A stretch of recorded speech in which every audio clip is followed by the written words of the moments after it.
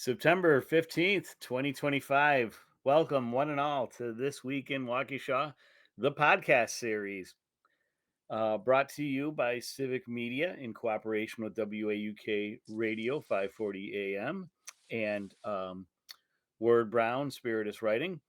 I am your host, Don Browne, and I'm coming to you from the office of former Alderman Don Paul Browne and our beloved, our beautiful home in our beloved Banting Park. And tonight's guest is also he's from his home office, but he's very close. We could literally be in the same room. I'm proud to call him my neighbor and friend.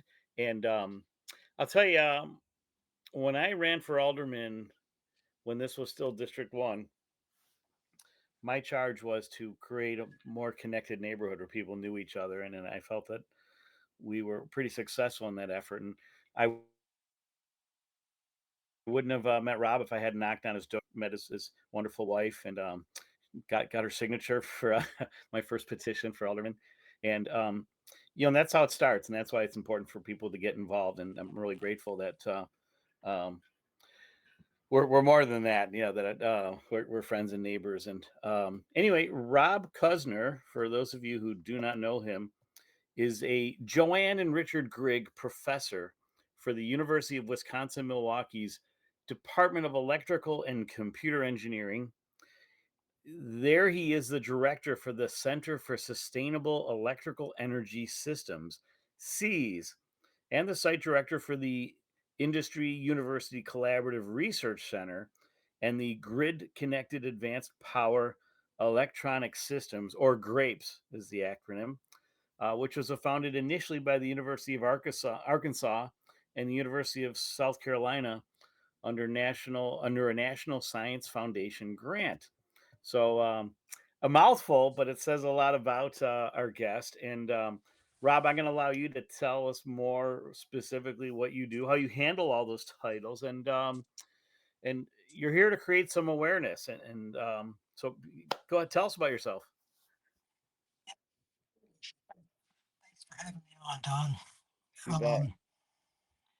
Well, I think maybe I could start by just giving you a little bit of my little bit more about my background and Please. about these two centers that we have. I think that's a good place to start. Sounds good. Um, and the so I I c- I I'll tell you. It kind of starts by how I got to Wisconsin because I'm not a Wisconsin native. That's right. You're a But transplant like yeah, me, transplant, but yes. from the other And side of the country. you're from the east side and I'm from the west Well, side. still Great Lakes, so it's funny people call me East Coast, but I'm from Buffalo, New York is right there on Lake Erie, so I'm closer to Detroit and Cleveland than I am to New York City. So, uh, Well, when I moved out here, my parents thought I moved back east. oh, funny. So I grew up in Seattle, Washington, and Originally, yeah, that's where I was from originally. And my family moved when I went away to school for a year, came back, and my family had moved to the I'd say about 30 miles east of Portland to a little town called Sandy mm, to buy a farm and try a different lifestyle.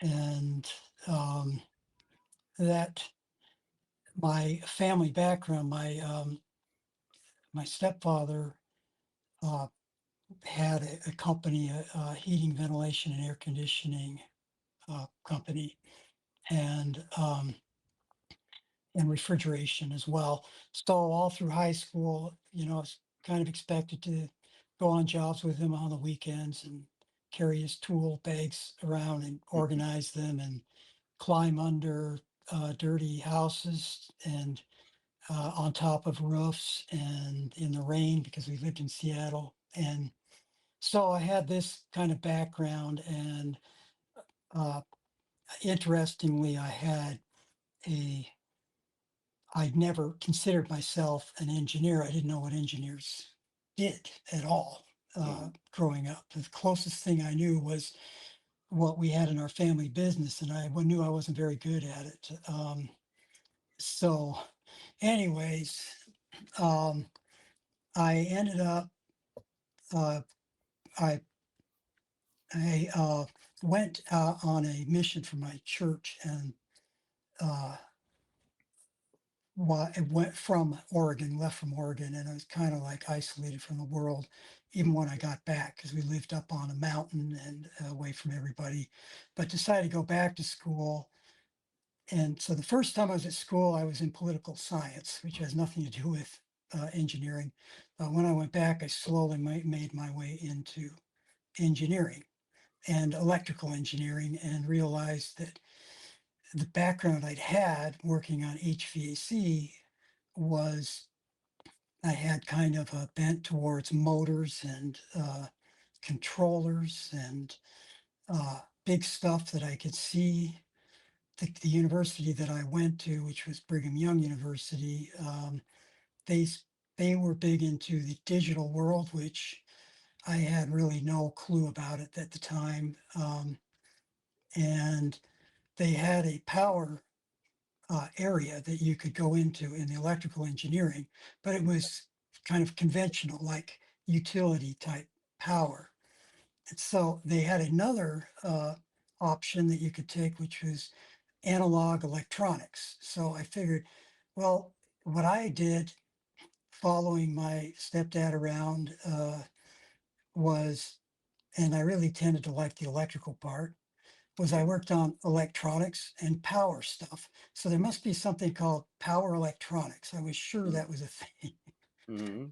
So anyway, I ended up discovering this field at the very beginning. This was in the 1980s, mid Wow. 1980s. And the school I was in, they didn't, they had no program even close to this. And uh, I married Cindy. She's from the Midwest, was Okay. from the Quad Cities area in Illinois, and Oh her yeah. dad was an engineer. Yeah, and so Okay. he had a little pamphlet about University of Wisconsin Madison, Okay. and it was about their program. And we were there for Christmas and went up and visited them, and uh, they invited me to. They gave me a research assistantship and Mm, invited me to come out, and that just changed my life in so many ways. To sure. find it, and it really was such a great fit for me. And I worked for a there were only four programs in this area at the time, around 1988. So Okay. one was at Madison, and there was one at Cal Polytech, Massachusetts Institute of Technology, and Rensselaer Polytechnic University. So those are the four options you could have. And I became part of what was called, it was one of the first university industry consortiums. I don't know, if not the first. Definitely in Wisconsin, it was the first, and it was a super, super successful consortium. And so the idea was industry and university Mm, combining their efforts and getting the industry to join for a small amount of money, relatively, so that they could have, first look at all the technology that was coming out of the group. yeah. They could interact with the students that were Hmm. graduating. And the name of that consortium was the Wisconsin Electric Machines and Power Electronic Consortium, or Wow. WEMPEC. So it's a Okay. very famous Heard of that, yeah. consortium in our field. And I got a master's degree there. And uh, we had my first child was born about that time. And there was no way I was going to stay on for a PhD. I didn't even think I'd make it this far as it Sure. was. So, Right. Right. yeah, so I went to work in Appleton. It was a bad time economically. There weren't a lot of jobs in my field at the time. Sure. And Sure. I got a number of job offers, but the one that attracted me the most was from Miller Electric Manufacturing up in Appleton, Wisconsin. So Okay. we went up there, I worked for their generator group that does the industrial generators. And then 3 years later, I got the opportunity to come Okay. down here. So I've been here ever since. And I came to work for Eaton Corporation and I worked there for 21 years in the same Wow. location. Here in Seven, Waukesha, right? yeah, no, no, so in Milwaukee. Oh, Milwaukee, okay, I'm So sorry. it I know was the the Eaton, it was called the Navy Controls Division, and they did Mm, principally work for Navy ships, which has wow. really made my career for my entire career. Most of it was working on developing electrical systems for ships and electrification of ships. And there's a lot of similarities to renewable Yeah, energy systems today. In fact, I worked on a lot of technologies in the 90s, long before renewable really was a thing, that are now, uh, you know, being integrated into uh, um, renewable energy systems like solar, PV, and how they, really importantly, how they interact with the grid, the yeah, electrical grid. So sure. anyway, that's, uh, I think I got an opportunity with my family support to go back. I got a PhD part time, started in 2007, while I was pretty, had significant responsibility at my company, which at that point was no longer Eaton. It had been bought by DRS. Oh, okay. So that was Leonardo DRS, and And speaking of they're, DRS, like, we yeah. should be calling you doctor. I never this whole time. Well, no, it's okay. Don't worry. But I got a PhD in 2012, Wow, and congrats. then decided to try academia out.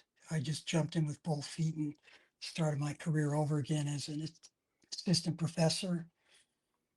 Tenure track. It's a Yeah, bit risky, and you jump in there, and then so today I'm a full professor. I've been there 11 years. So okay, 21, 20, about 24 years in industry, 11 years and in academia. And we at University of Wisconsin-Milwaukee, my colleague there I joined him, he's left now.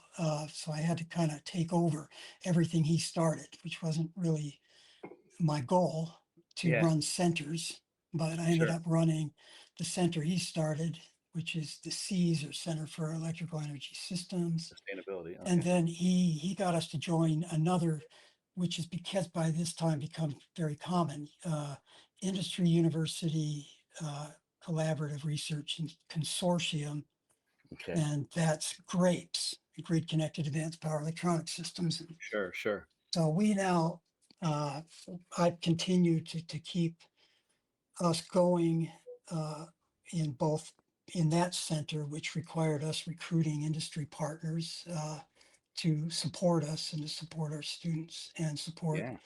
the How many students research. do you And have in your then, program? yeah, so personally, I advise on average 10 to 14 students. Okay, That's about the size of my group. yeah, I reduced it a bit. So today I'm down about 8 students, okay, and a mix of PhDs, masters, and under some. I like to recruit undergrads. Some of my best students were recruited as undergraduates okay, from UW-Milwaukee, and they I've had a number of them get their PhDs, convinced them to stay when they could nice. have gone and made a lot more Yeah, money for a yeah, while. But now they're sure. making a lot of money Great. comparatively, I think. So they're doing, Mm, it's done with a really better well. cost of living too, probably. Yeah, with a what again? A You better mean cost here? of living, you know, so Yeah. that's Well, great. yeah. You mean because we're here in Milwaukee Yeah, because 'cause you're here in area? Milwaukee, I'd imagine for them to relocate, they'd maybe be in a coastal city, is that fair to say? I Yep. mean, ocean coastal, and, um, so, And but I think I've there's had lots of people. I've had graduates who've gone all over to Sure, California. A number have worked at Tesla, and then they've gone out to work at other smaller startups out there, and others who went east, Pennsylvania area. nice. Uh, some have gone to uh, Navy Research Lab down at um, It's actually a university research lab in Florida, University of Nice. Florida State. Okay. Um, so, uh, yeah, and the majority of my research has been Navy research. Uh, Okay. and that working on how to electrify ships and also how to working on military bases and trying to address the area of Mhm. energy security through Sure. the electrical power systems on military bases. So I could Wow. talk a little bit about what that is if you want, but we have a great lab. It's an exciting place to work. Sure.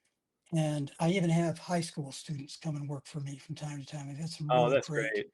Yeah. I really believe that young people are capable of anything, with the right Yeah. amount of passion and Sure. hard work. Yeah.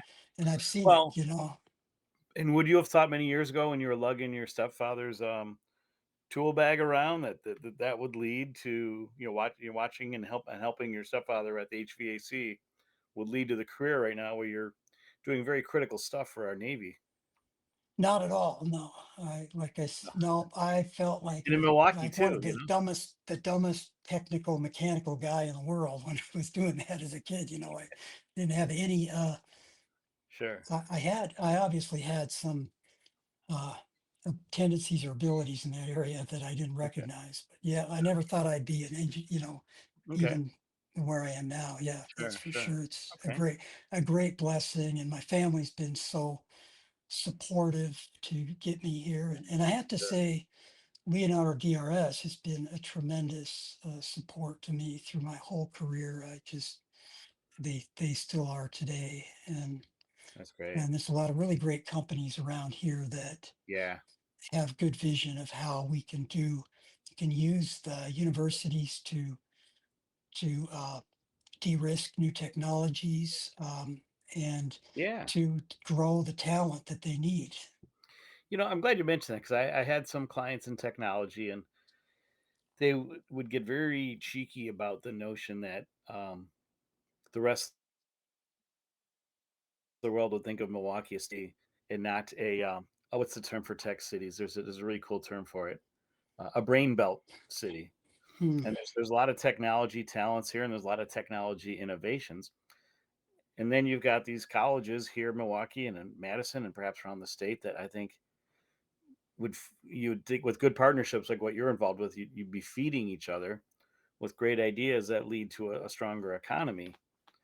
And you're living proof of that. Is that fair to say? I mean, is it because of what you're doing with the Navy and with, if I have this correctly, sustainable electricity, or that Mhm.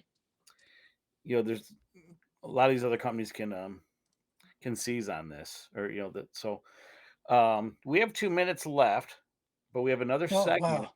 We have Okay, another segment, Rob. Don't go away. We're going to hear more of your story. I'm one of those guys who can't say his name in less than 20 minutes, I Oh, guess. sure. So, No, you're doing great. No, you really have an interesting story to tell, and I'm really glad to have you on. But a quick pause. We'll talk more with Rob in the second segment, but I promised I'd announce this. Mark your calendars for March 26th and 27th for you Waukesha South families and fans. It's Southfest and March Fest. So Southfest kicks off on Friday night, September 26th from 5 to 7 p.m. on the lawn near the field house. It's an afternoon and evening of games, food, and community spirit, all leading up to the big North versus South rivalry football game at 7 p.m. at Ken Holub Stadium, right there in the same grounds. There'll be carnival games, entertainment, food, and inflatables, and the entire Waukesha community is invited. Admission is free. Ticket prices for food and activities: one for $1, 12 for $10, 25 for $20. For more information, go to goblackshirts.com. Check out the Booster Club and Southfest. Now, the next day, Saturday, September 27th, one of the big marching band, probably the biggest marching band event in the state and the oldest, is March Fest at the same place, Ken Holub Stadium. It gets packed with marching bands and spectators from all over the state. This year's competition will feature 19 marching bands, including Waukesha North, who's really been one of the great dynasties, several state championships to their credit. West has a strong band, and of course, South High has one too. There'll be special guest UW Oshkosh Titan Thunder. Each band performs a themed show of 3 to 4 songs with choreographed movements. Gates open at 2:45 p.m. Opening ceremonies begin at 3:40, and the awards ceremony begins at 9 p.m. Concessions are provided by Pizza Ranch and bake sections by Mama Ducky's Desserts will be available. Again, this is the largest annual fundraiser for the Waukesha South Band program, and many volunteers are needed. Everything from concession sales and souvenirs. I volunteered before. It's a riot. It's a lot of fun. It's a really great way to show off our city to the rest of the state. So to learn more about that, go to www.blackshirtbands.com/MarchFest. So don't forget, Southfest is Friday, and Friday the 26th, I believe. And then March Fest is Saturday the 27th. So 2 weeks from now. So mark your calendars. And Max, I'm sure we're getting near the time. So want to thank everyone for tuning in. There's more to come with Professor Rob Cuzner of UWM and the great opportunities, the partnerships between the university and some of the local companies here. So stick around for part 2 and see you.